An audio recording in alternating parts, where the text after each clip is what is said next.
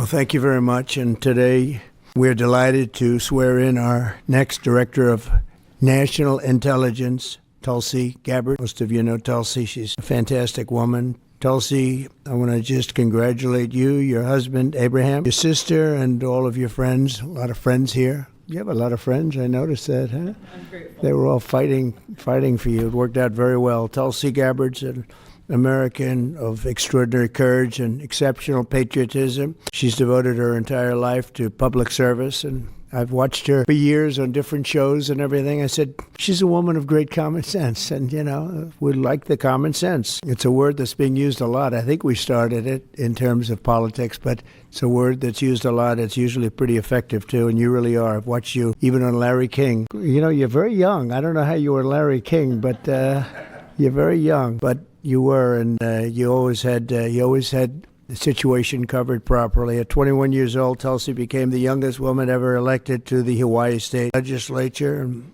after 9/11, she joined the Hawaii Army National Guard and deployed abroad 3 times, and highly respected by everybody. So many people writing in letters saying she was so exceptional even then. She continues to serve as a lieutenant colonel in the U.S. Army Reserve, and Tulsi also served 4 terms in the United States House of Representatives, where she was a member of the House Armed Services Committee. She is a former vice chair of the National Democratic Party. Can you believe that? And here she is. That's very nice. We have a few of them, but she was never a Democrat. She was, at heart, she was a Republican. I watched her, and was a 2020 Democrat candidate for President of the United States. It's not easy. It's not so easy. People think it's easy. It's not easy. Throughout her service, Tulsi has always distinguished herself as a leader of the highest caliber. She's earned the respect and admiration and love of Americans on both sides of the aisle as her profound commitment to the values that keep us free, and she really does have those values as much as anybody. In recent years, Tulsi has been a courageous and often lonely voice speaking out against radical left's attacks on free speech and the dangers of an unelected deep state. And I have to say, she was very, very strong for me when I was going through all of the fake news and all of the problems that we had with some very sick people. She was always out there. Before I really knew her as well, she was out there defending me, so I appreciated that, Tulsi. But the threat of a warmongering military-industrial complex and the weaponization of government and governmental people that go out and persecute, they like to persecute people that are innocent. Tulsi herself became a target of that weaponization when she was outrageously placed on a suspected terrorist watch list by the Biden regime. It's a very evil regime after criticizing their appalling abuses of power. And I'm confident that as Director of the National Intelligence, Tulsi will work tirelessly to keep America safe. And she's been doing that her entire career. I think it's going to be a very natural day for you when you walk in. It's just have to keep the way you are. Just stay the way you are. She'll be clear-eyed and she'll be focused on the threat of radical Islamic terrorism and lots of other threats, too, threats from within, and give no quarter to America's foreign enemies. At the same time, I'm entrusting Tulsi with the responsibility of overseeing urgently needed reforms to the U.S. intelligence community to protect the rights and the civil liberties of all Americans, the American people with transparency, eliminate corruption, shrink the bloated bureaucracy, and restore honesty, integrity, and trust to the national security state. There's only one thing I can say, that there's nobody like her for this job. This was a very easy one for me. She was recommended by some of the top people in that world. It's a little world, it's a little smart. It sometimes can be an evil world when the wrong people are there, but we have the right one. She's had so many great recommendations. I would say Pam was right up there with her, Pam Bondi. She had a lot of I know her a little bit better, and you're doing a fantastic job after about 3 or 4 days, right? You've had a lot of experience, but you've never seen anything like this, Pam. But you're going to do fantastic as the Attorney General, fantastic. So thank you and congratulations. We did this with Pam a few days ago, and this is again my honor. So congratulations to Tulsi, and I think Pam is going to administer the oath, and when she does that, I'll sign your new certificate. Good. Thank you. Thank you very much, everybody.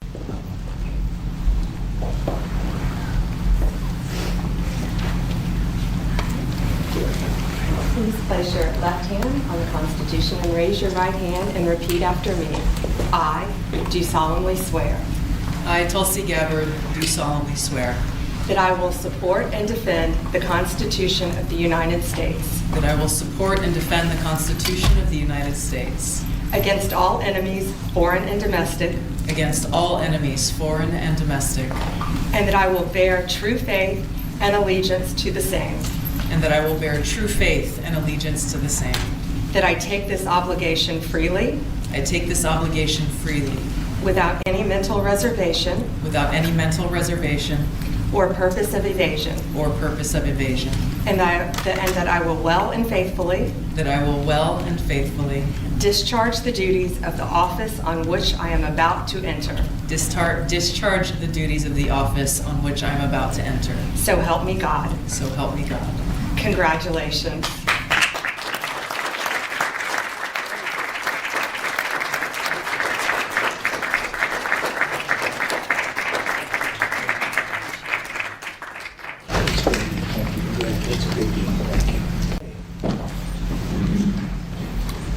How's the Oval Office looking? A little different look, right? It's the Oval Office. Yeah, we got a good one here.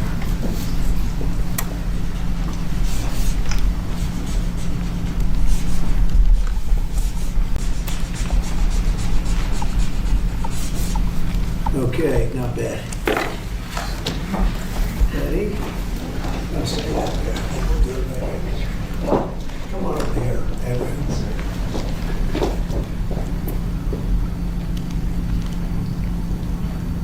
Okay, I'm sure there are no questions. Mr. President, where will you be with You know what, I'd like to have Tulsi say a few words first, and we could answer a couple of questions, okay? Good. Leave that here. That's good. Mr. President, first and foremost, I just want to say thank you from the bottom of my heart for the trust that you have placed in me to fulfill this critical position as Director of National Intelligence at any time, but specifically during this time. Unfortunately, the American people have very little trust in the intelligence community, largely because they've seen the weaponization and politicization of an entity that is supposed to be purely focused on ensuring our national security. So I look forward to being able to help fulfill that mandate that the American people delivered to you very clearly in this election, to refocus our intelligence community by empowering the great patriots who have chosen to serve our country in this way, and focus on ensuring the safety, security, and freedom of the American people. As you've said, Mr. President, this is what I've dedicated my life to, and it is truly humbling to be in this position, to serve in your administration, help to rebuild that trust, and ultimately to keep the American people safe.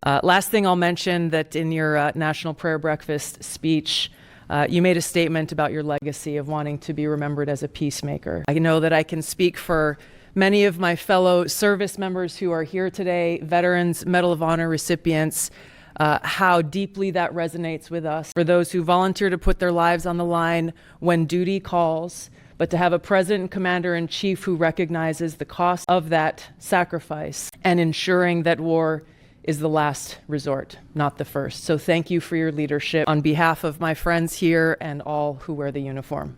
We're grateful. Thank you. Tulsi. Congratulations. Thank you.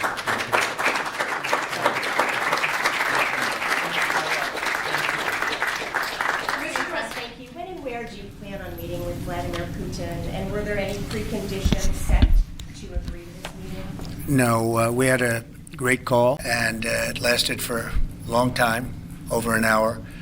This morning, also had with President Zelensky, a very good call after that.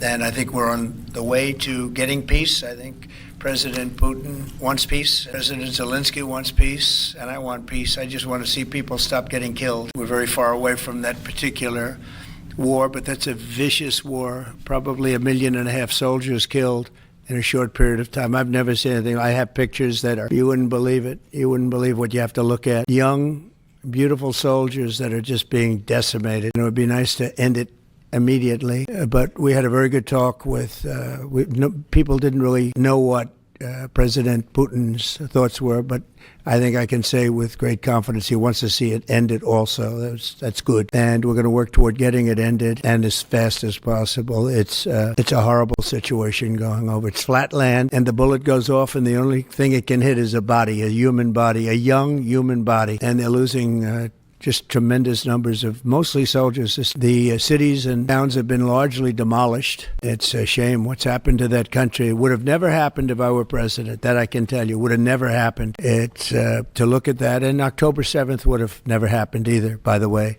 Middle East. But we'll get it. I think we'll get it. We'll get something done. We're going to be meeting. Actually, tomorrow they're meeting in Munich, as you know, and we're going to have some other meetings, and I'll be dealing with President Putin largely on the phone, and we ultimately expect to meet. In fact, we expect that he'll come here, and I'll go there, and we're going to meet also probably in Saudi Arabia the first time. We'll meet in Saudi Arabia, see if we can get something done. But we want to end that war. That war is a disaster. It's a really bloody, horrible war. With Saudi Arabia, the first meeting will happen. I think so. We think we're going to probably meet in Saudi Arabia, the first meeting.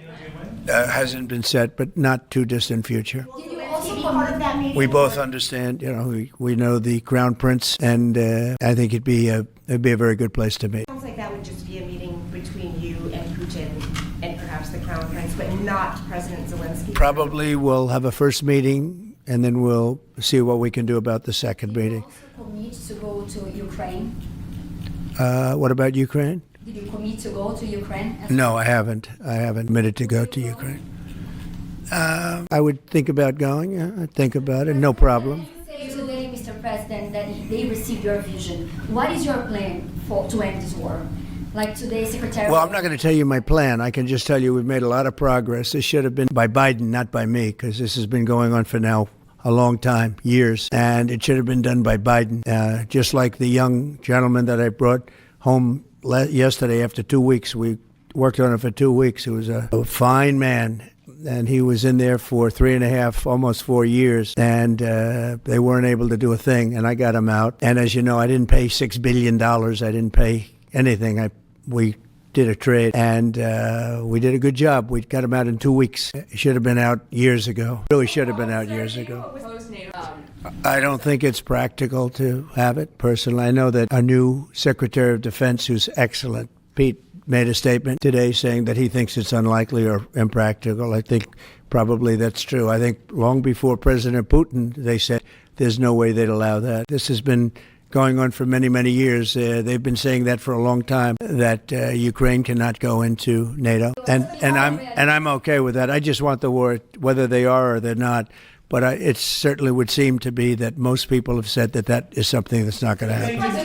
Are you freezing out President Zelensky of this process a bit? Isn't there a danger of that? No, I don't think so, as long as he's there. But, at some point you're going to have elections, too. You're going to have an election. He says he wants security assurances, Mr. President. What does that look like? In terms of what? If the war were to end, he says he wants guarantees of security. We'll see what that means. I think when the war ends, one thing he was very strong about, if it ends, he wants it to end. And that's President Putin said that. He wants it to end. He doesn't want to end it and then go back to fighting 6 months later. We talked about the possibility, I mentioned it, of a ceasefire so we can stop the killing. And I think we'll probably end up at some point getting a ceasefire in the not too distant future. Do you expect Ukraine? Say it, what? Ukraine as an equal member of this peace process?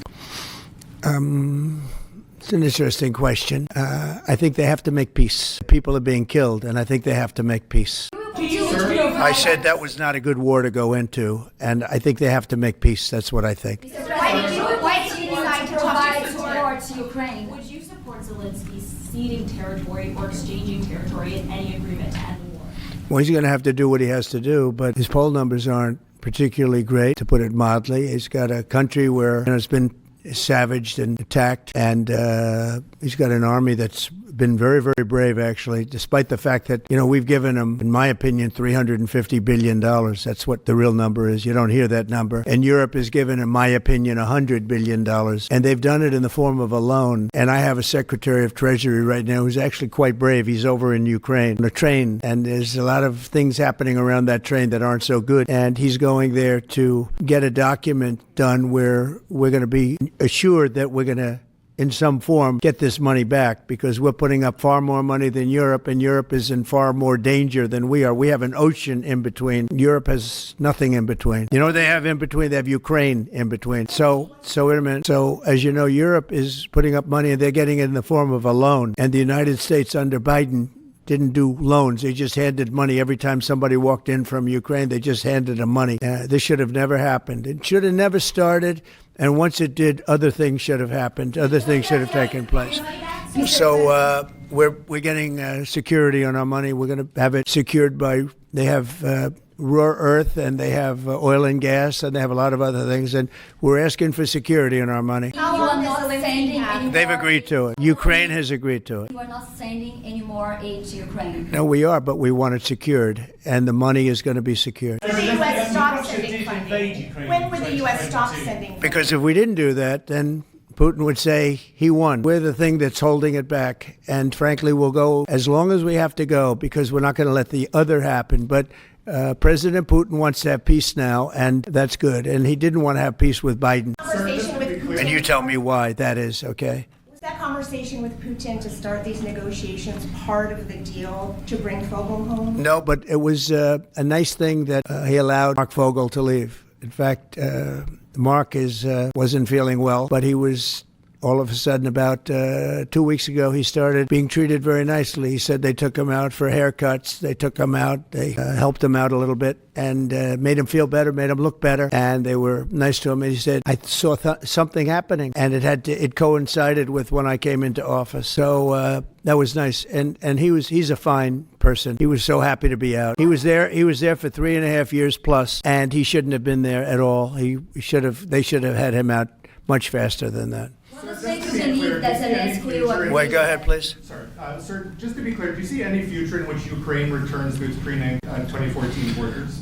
Well, I think Pete said today that that's unlikely, right? It certainly would seem to be unlikely. They took a lot of land, and they fought for that land, and they lost a lot of soldiers. But it would just seem to me, and I'm not making an opinion on it, but I've read a lot on it, and a lot of people think that that's unlikely. Some of it will come back. I think some of it will come back. Yeah, some of that land will come back. These are both Russian. Who are you with? Yeah. AFPs. You who? Okay. I just wanted to ask you, the things that the Secretary of Defense was talking about, the 2014 borders and the lack of NATO membership. Ultimately, these are both demands that Russia has made in the past. Is there not a danger of handing Russia a kind of win on this? Well, I think that if you look at the war, the way the war is going, you'll have to make your own determination. I'm just here to try and get peace. I don't care so much about anything other than I want to stop having millions of people killed. Last night, Kiev got hit very, very hard. I want to see people stop getting killed. That war is ridiculous. It should have never happened, and it would have never happened. Yeah, a couple of more questions. Are you planning to sign an executive order on reciprocal tariffs, sir? Yes, I am. In fact, I may do it today, and if I do it today, I could almost do it right now. Would you like me to talk about it now? I don't want to take anything away from this young lady's day, because this is her day, and I may do it later on, or I may do it tomorrow morning, but we'll be signing reciprocal tariffs. The world has taken advantage of the United States for many years. They've charged us massive tariffs, and we haven't charged them. And as you know, I just did something on steel and aluminum, 25%, and that'll go up at some point, but 25%, which will level the playing field quite a bit. I did it previously 50%, and Obama was very weak, and Biden was even weaker on steel. The steel was just absolutely, it really started with Obama. The world really took advantage of us, and then that morphed into Biden. And what they did was he was so worried about trying to attack his political opponent that he didn't know what he was doing with respect to countries taking advantage. He should have looked at the countries, both friend and foe, taking advantage of us. So we're going to be doing reciprocal tariffs, which is whatever they charge, we charge, very simply. But we're going to be... Considering exemption interviews. Oh, yeah, tremendous fraud. There's tremendous fraud. And it's hard to believe that you can have that kind of fraud.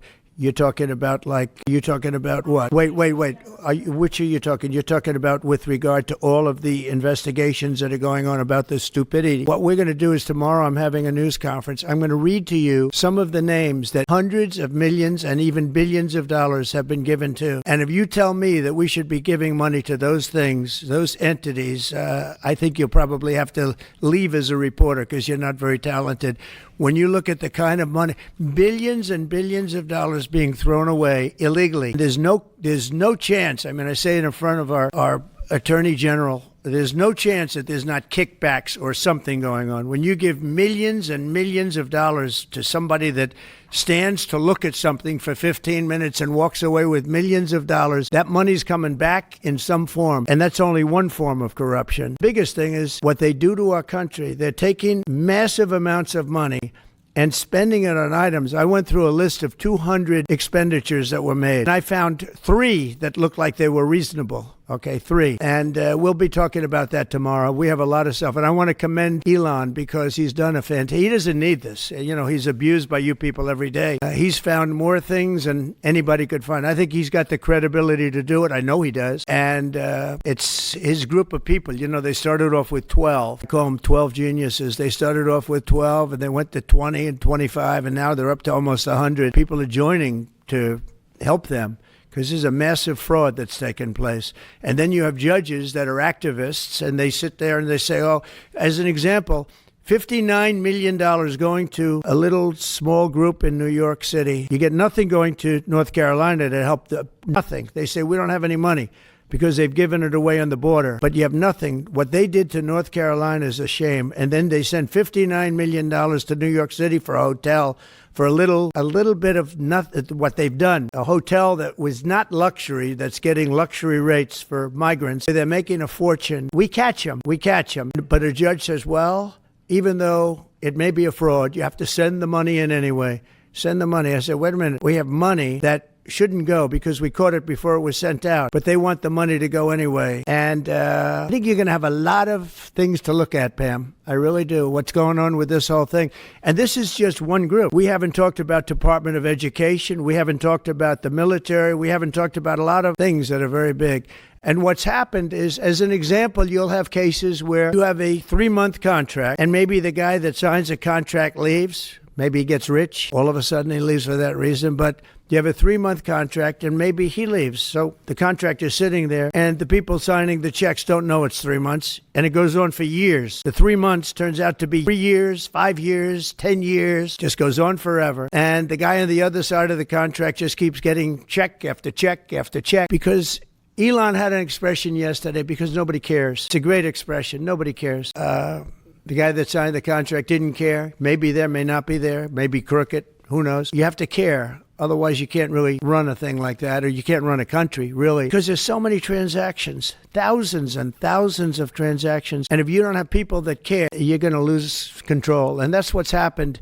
And we've caught it. What we caught is billions and billions of dollars, but it's a tiny fraction of the real number. You can never catch the real number because people have gotten away with tremendous amounts of money. But I said we have to make our government smaller, more efficient, more effective, and a lot less expensive. And we could find $1 trillion, but we're being hindered by courts where they file in certain courts where it's very hard to win.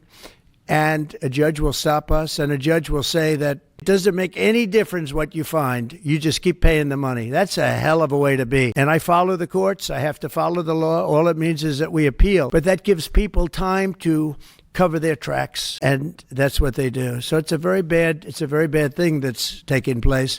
But hopefully, if the courts, the courts will be fair. They don't have to be very fair. They just have to be a little bit fair, because this is so egregious what's taken place.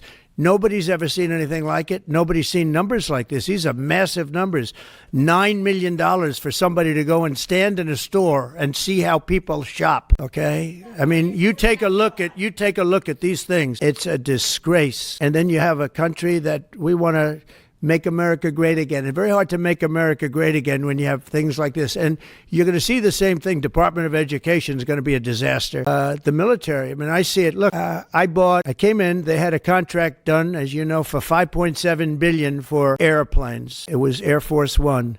With Boeing, 5.7. I got it down to $4 billion, little less than that, 1 penny less than that. $3,999,999 and 99 cents. I said, has to have a 3 in front of it because I wouldn't sign the contract for $5.7 billion. I was able to cut $1.7 billion off the price, and it didn't take me long. $1.7 billion. If people would care, they'd be able to do that with every single contract that's put before them. And we wouldn't have deficits, would have nothing but a tremendously low-taxed, wonderful country. But they have to care. And speaking of that, Boeing, we're not happy with the service we're getting in terms of those planes. They would like to get more money. We're not happy about that whole thing. We signed a very strong contract. I signed a guaranteed maximum contract, which they haven't seen in a long time. And they're saying they're getting hurt by it. But they have to produce the product, and we expect them to produce the product. They have to produce the product. They agreed to build planes at a certain price. They're not used to that. They're used to having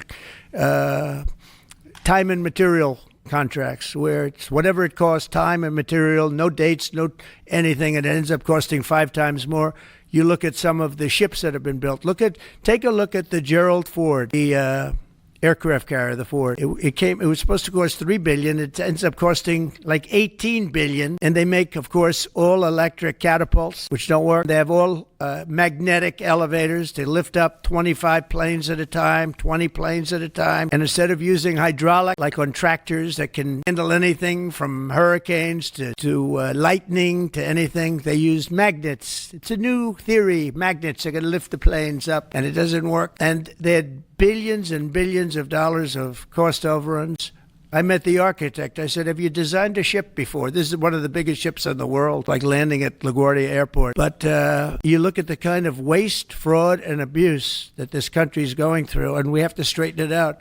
We have great people going into the military in terms of we need ships, we need a lot of things. We have great people we have business people going in. But when you look at what's happened to our purchasing, and when you look at the USAID, when you look at the things that they're giving to them, the billions of dollars that they're giving to, it doesn't make sense. It is interesting that when you're looking for fraud, you look at items, hundreds of items, and you'll find 1 or 2, maybe, if you're lucky. Here's something where you look at it, and they're all fraudulent.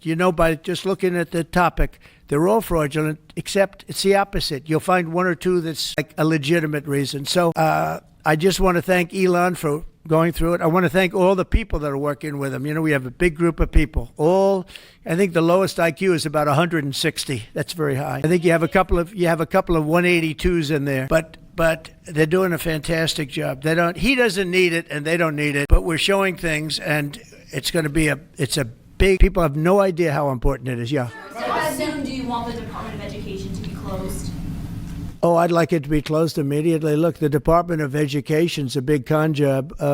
We're ranked, so they rank the top 40 countries in the world. We're ranked number 40. But we're ranked number 1 in one department, costs per pupil. So we spend more per pupil than any other country in the world, but we're ranked number 40. We've been between 38 and 40. The last time I looked, it was 38, and then I looked 2 days ago, it came out the new list. It came out at number 40. So we're ranked 40. Norway, Denmark, Sweden, I hate to say it, China, as big as it is, it's ranked in the top 5. And that's a primary competitor. We're ranked number 40. So if we're ranked number 40, that means something's really wrong, right? And I say send it back to Iowa, to Idaho, to Colorado, send it back to places that, and a lot of Indiana. You have a great new governor. You have a great senator that Jim Banks just got elected. You got great people. I'll tell you what, Indiana is going to be fantastic. We probably have 35, maybe 37 states that will do as well as Denmark, Norway, Finland, Sweden. Will be just as good. Then you have the ones that we all know about. It'll be the same story. But you know what? Even they will be good. Because you look at New York, you give it to Westchester County, you give it to Long Island, you give it to Nassau County, you give it to Suffolk County. Same thing you go out to, and you give it to upstate New York. So you'd have 4 or 5 sections. You give it to Manhattan. Manhattan's a little bit tougher for some reason. I don't know why it would be tougher, but it is. You give give to California and you go to various areas outside of Los Angeles, you might have 6 or 7 different subgroups. But generally, like if you go to Iowa, you give it to Iowa. You don't have subgroups, you have Iowa. And other places that do a good job. If they do a good job, they're going to do a great job in education. Those places will be every bit as good as the various countries that do so well. All the time, it's the same countries that are doing well. And so we have a Department of Education where people from Washington, D.C., who in many cases don't care about the kids out in the country. They don't care about the farms and the farmer's daughter and the farmer's sons. We have a massive bureaucracy in Washington, D.C. We have buildings that are all over the city. Department of Education. I'd never say Department of Education's on all these buildings. By the way, nobody shows up to work because they're all working at home. Quote, working at home. They're not working at home. And a lot of them have second jobs. And that's the other thing that Elon Musk is looking at. How many of these people are getting checks, working at home, but they're not working because they have second jobs and even third jobs? You're going to find a lot of them. And those people are going to be fired because we have to make our government smaller. All right, one more question. Yeah, Jennifer, go ahead. Nice to see you. Thank you, sir. 2 questions. One on Ukraine again, and then another one on the Kennedy Center. Do you think that as far as your negotiating tactics go, did Pete Hegseth take away some of your negotiating abilities with Putin by taking Ukraine's sovereign integrity off the table by taking... No, I haven't done that. I'm backing Ukraine. I'm backing Ukraine. Don't say that. I'm approving, but I do want security for our money. Europe is getting security. You know that, right? They're giving their money in the form of a loan. Nobody knows that. And why are we at $350 billion and Europe, which doesn't separate with an ocean like we do, we have a little thing called an ocean in between.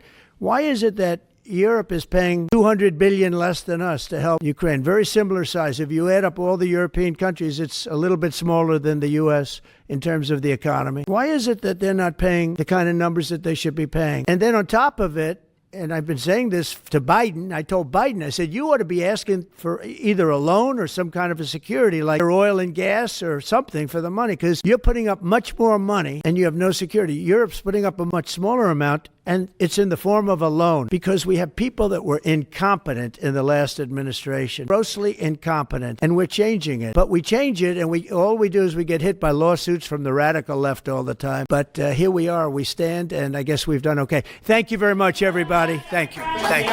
Go quickly.